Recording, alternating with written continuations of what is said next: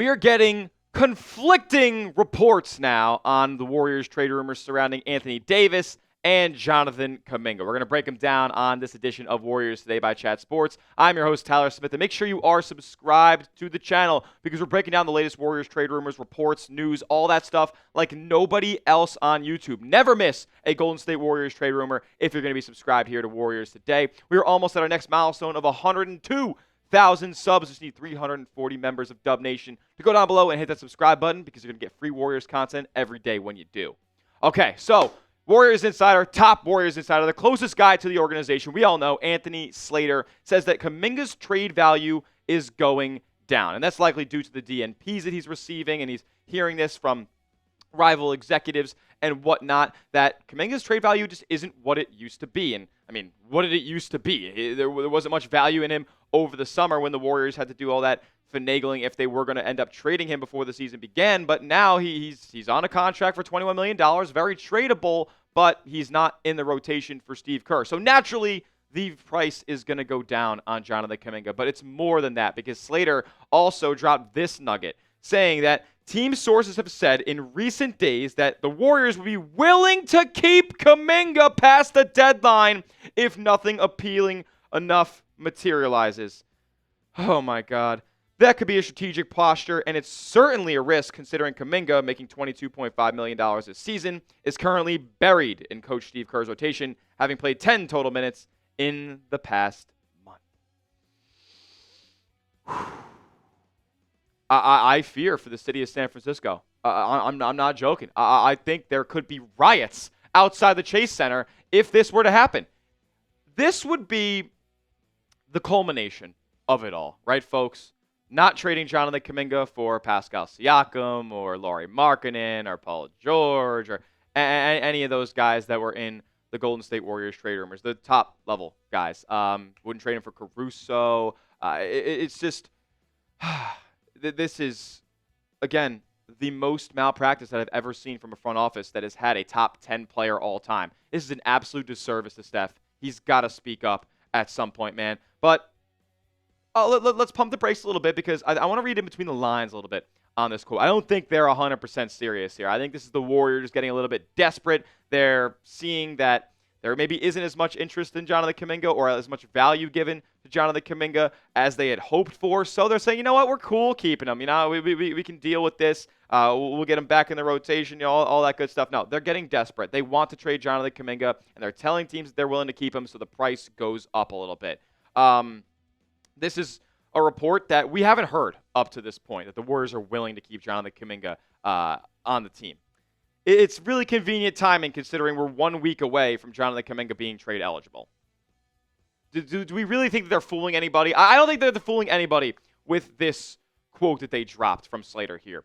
We got Draymond praising him on the podcast as well. Like, they're doing all the PR work necessary to build up Jonathan Kuminga's trade stock because there's nothing there right now.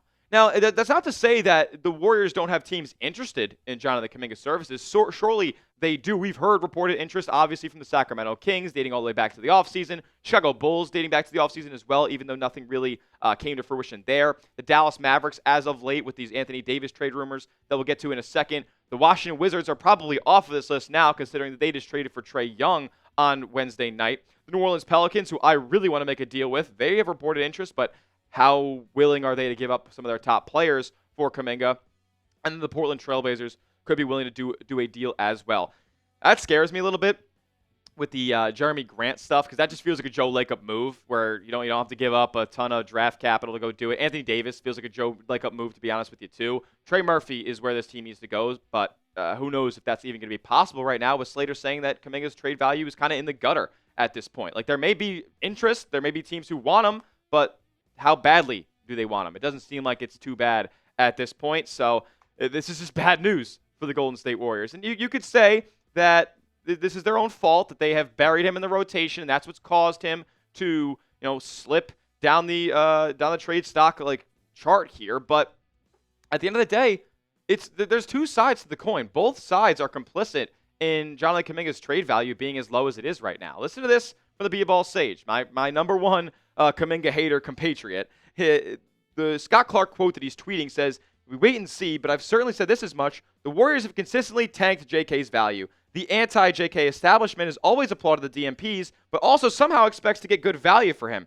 That's direct contradiction in common sense. But then the B-Ball Sage says he collaborated in tanking his value. He started off the season taking 8 middies through 8 games, then proceeded to jack up 59 middies through 6 games, and has hit 34% of them. That's 2% higher than he has been from 3, which is 32%. He's only shot 57% at the rim. Pods, by contract, is 67% at the rim. He also shoots 40% from 3 as well. So Jonathan Kuminga is just not good enough. It's the reality of the situation, folks. I've known this for a long time. I got JK truthers in my comments every single day telling me the Warriors are ruining Jonathan Kuminga. The guy can't hit a 15-footer.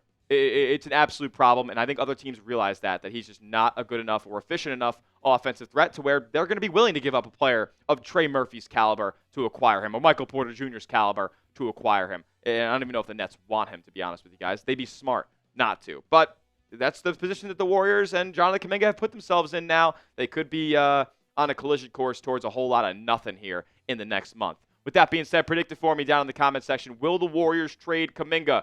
Why for yes and for no? Very simple question. Will this deal get done at some point? I want to hear from Dub Nation in the comments section. All right, we got to talk about this Anthony Davis stuff because apparently it's still alive, but this report that we're about to read to you contradicts itself in the middle of the quote. So this is just ridiculous. I don't even know how much time I want to spend on this, but The Athletic dropped this on the latest Anthony Davis rumors. The Golden State Warriors have also discussed a Davis deal with the Mavericks, with team sources indicating that the door was not completely closed. Yet, with the Warriors known to be staunchly against the notion of trading either Draymond Green at $25.8 million or Jimmy Butler at $54 million, there's no realistic pathway to getting a deal done that works financially. So why are we even dropping quotes like this? What are we doing? This is such a tired argument. Anthony Davis, it makes no sense, to be honest. I understand he's as skilled of a player as you could possibly acquire this trade deadline cycle, but he's made of glass, and he's going to miss time. And the Warriors already have their top stars missing time. You want to bring a guy onto the team that is going to help alleviate the pressure off of Steph Curry, alleviate the pressure off of winning games when those guys are not in the lineup. Anthony Davis is going to be missing games just as often as Jimmy, Steph, anybody else on this team that's up there in age, Al Horford, and all that good stuff. So all this makes zero sense. And as far as the Draymond stuff goes, it's really a double-edged sword because as much as Golden State doesn't want to trade Draymond, who wants to trade for Draymond? Nobody should want to trade for this guy. I understand he's been playing better over these last 2 games and whatnot, but the head case stuff, it's just too much. And he's just not as offensively what is he going to provide for a team when he's only played in Steve Kerr's system his whole career and he's not an offensive threat? He doesn't shoot the 3 ball or really the ball at all at a high clip. So what is it? Do you think the Mavs want Draymond Green? No, they don't. Nobody does. So this just makes absolutely no sense. I'll say it right here, right now. If I'm wrong, kill me for it. But I don't know, man. Anthony Davis is not going to be a Warrior. There's just no way to get it done. So why are we saying that the door's not closed on an Anthony Davis trade? It's a tired argument. It's guys just getting some material out there, and I don't know. It's just a complete waste of time, in my opinion. With that being said, we're going to talk about the Warriors and the Bucks because that was as good of a performance as I've seen them play in a long time. We'll break it down who stood out and who needs more minutes because we're going to talk about that in the back half of today's show. First, though, I got to tell you guys about our sponsor on the show, and that is PrizePicks. Whether you're starting a new routine or playing player picks for the first time, PrizePicks is the place for you to be right in your decisions and get paid for it. All you guys got to do is pick a lineup of 2 to 6 players and just pick more or less on their projected stats, whether it's basketball, football, college sports. You can mix and match all these different sports and put them in the same lineup and win up to 2,000 times your money in that one entry. PrizePicks separates themselves because of the features that they offer, like early payouts. So if your lineup gets off to a hot start, you might have the option to cash out those winnings before things even wrap up. You also have the community feature, which allows you to copy other players' picks, whether it's celebrities, your friends, even myself, into your own lineup using the brand new feed tab. Also, PrizePicks loves to offer discounts and deals, and this week during the wild card, they are doing so. 99% off on Caleb Williams' passing yards. So all he has to do against the Green Bay Packers is throw for 1 measly yard, and this in the square will be greened in your lineup. New users, you're getting hooked up as well. So download the app today and use the code CLNS to get $50 in lineups after you play your first $5 lineup. That's code CLNS to get $50 in lineups after your first $5 lineup. PrizePicks. It's good to be right. It's good to get a win, man. It is just absolutely good to get a win, especially over a team that you lost to already, without their star player. Giannis did play this time around, and the Warriors got a win, 120-113. And the reason being, dude, 9 turnovers? That's amazing. Under 10 turnovers in an NBA game in the Big 2026 is unbelievable. And the Warriors kind of found their shot a little bit back in this one after not being able to hit water if they fell out a yacht against the Clippers a couple days ago. They shot a very respectable 38% from 3 in this game, hit 18 threes. But what was most impressive to me, man, is the 31 assists on 44 made baskets. If you're assisting on 75% of your makes, that just tells you that you're playing real sound team basketball, not a lot of agendas, passing up good shots for great shots. And that's what Golden State was doing in this game. I saw Guy Santos do it a bunch, so we're going to talk about him later. But Steph, he went off in this one. 31 points, 6 rebounds, 7 assists, 1 turnover. Like, this is just Steph coming back to form a little bit here. Shot it efficiently as well. Maybe not so much from 3, but he was cooking in this game. No nose for Steph here. He just continues to dazzle and play at a top 5 level in this league. This is insane, though. What? D'Anthony Melton. He's getting his legs back under him, man. 22 points in this game. He could not miss for the longest time. I think he ended up hitting like the first 5 of his 6 shots. Ended up overall 8 of 12, 5 for 9 from 3. And that had really been the crutch in his game ever since coming back to the Warriors, is he couldn't hit a shot to save his life. But now legs are under him. He's confident. He's playing good defense. He's creating a ton of steals and turnover opportunities for Golden State. He has been an absolute pleasure to have in the lineup, and hopefully he gets more of an opportunity. He's starting to become like the first or second guy off the bench. He's getting in that first rotation from Steve Kerr when he makes his first subs of the game. So I want that to continue to be the case if he's going to continue to play like this and stay healthy, too. That's a huge key for D'Anthony Melton. Speaking of free agent additions for this team, I mean, this is the best game we've seen Al Horford play. I know we had the crazy game on Christmas where he hit all the threes, but something about this guy, when he sees Giannis on the opposition, he just gets up for that game. 10 rebounds for Al Horford in this one. 6 assists as well. 2 blocks. He was D'ing up Giannis down low. He was getting rebounds over the man. He was hitting some shots as well. 2 of 4 from long range. It just felt like Al Horford had turned the clock back a couple of years in this game. So very happy to see this. Is this going to be the stat line that we see every single game? No. But in a game where you needed it against a long, athletic, just bigger Milwaukee team than Golden State has, he stepped up and made every single minute that he played count. Jimmy was cool too. Not a crazy efficient game from him, but I didn't like that he shot 5 threes, by the way. I thought that a lot of them were very no hesitation either, which I was like, dude, what are we doing? There's a reason that you're wide open. But he was very solid as far as getting to the free throw line, getting Giannis in foul trouble, crashing the offensive glass, had 2 offensive rebounds in this game as well. So Jimmy did his thing, but again, we're still going to need that secondary third scorer here. Take a little bit of pressure off of Jimmy Butler and Steph on the offensive end. Shout out to Draymond, man. Back-to-back offensive, awesome games on the offensive end.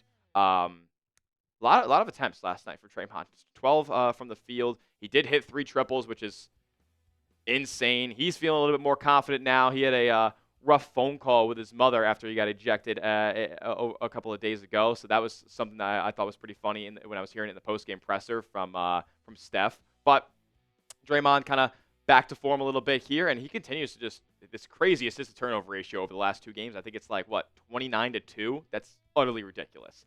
Guy Santos, man. Excuse me, by the way, that's 19-2 for Draymond. I think it was 7 assists in this past game and then 12 the one before. But regardless, still insane. Guy Santos needs more minutes. That's all I need to say about Guy Santos. He is awesome. And while it only says 1 offensive rebound, he had another one where I think it was off of a free throw. He ended up just muddying things up and getting the ball bounced off of the Bucks and went out of bounds. That should count as an offensive rebound as well. Everything that Guy Santos contributes to on the basketball floor isn't always going to show up in the stat sheet.